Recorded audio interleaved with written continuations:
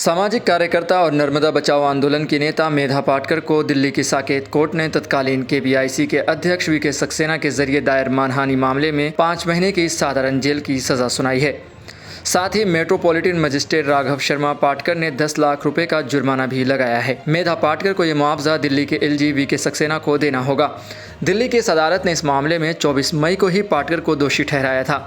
Media reports के मुताबिक पाटकर ने अपने ताज़ा बयान में कहा है कि उनका किसी को भी बदनाम करने की अभिलाषा नहीं थी और वो इस फैसले को चुनौती देंगी।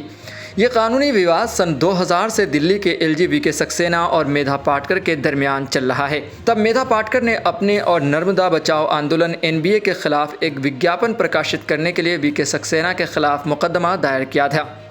उस समय अहमदाबाद स्थित NGO council for civil liberties के प्रमुख रहे सक्सेना ने 2001 में एक टीवी चैनल पर उनके खिलाफ अपमानजनक टिप्पणी करने और मानहानिकारक प्रेस बयान जारी करने के लिए पाटकर के खिलाफ 2 मामले भी दर्ज किए थे।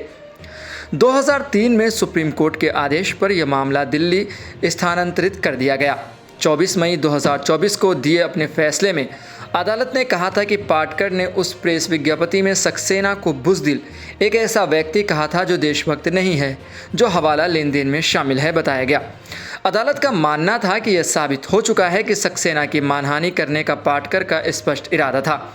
अदालत ने कहा था कि पाटकर का सक्सेना को बुज़दिल और देशभक्त नहीं है कहना उनके व्यक्तिगत चरित्र और देश के प्रति उनकी वफादारी पर सीधा हमला था। पाटकर को सज़ा सुनाने के बाद कोर्ट ने टिप्पणी करते हुए कहा कि सीआरपीसी की धारा 389(3) के तहत सज़ा को 1 महीने के लिए निलंबित किया जाता है।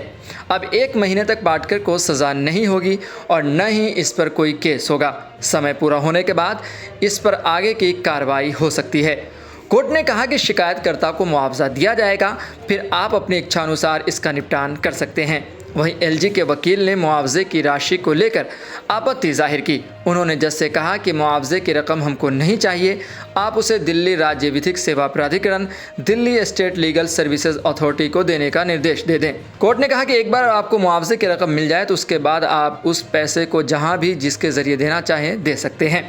सज़ा सुनाए जाने के बाद मेधा पाटकर ने कहा कि सत्य कभी पराजित नहीं हो सकता। हमने किसी को बदनाम करने की कोशिश नहीं की, हम सिर्फ अपना काम करते हैं। हम अदालत के फैसले को चुनौती देंगे। मेधा पाटकर को नर्मदा बचाओ आंदोलन के संस्थापक के रूप में जाना जाता है, जिसे सरदार सरोवर बांध परियोजना से प्रभावित लोगों के हितों के लिए संघर्ष करने के उद्देश्य से बनाया गया था।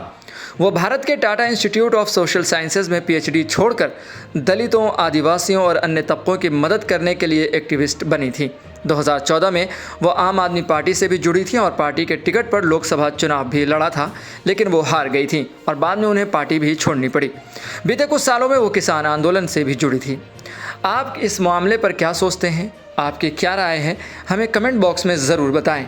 ऐसी ही खबरों के लिए देखते रहें सहारा समय का समय डिजिटल।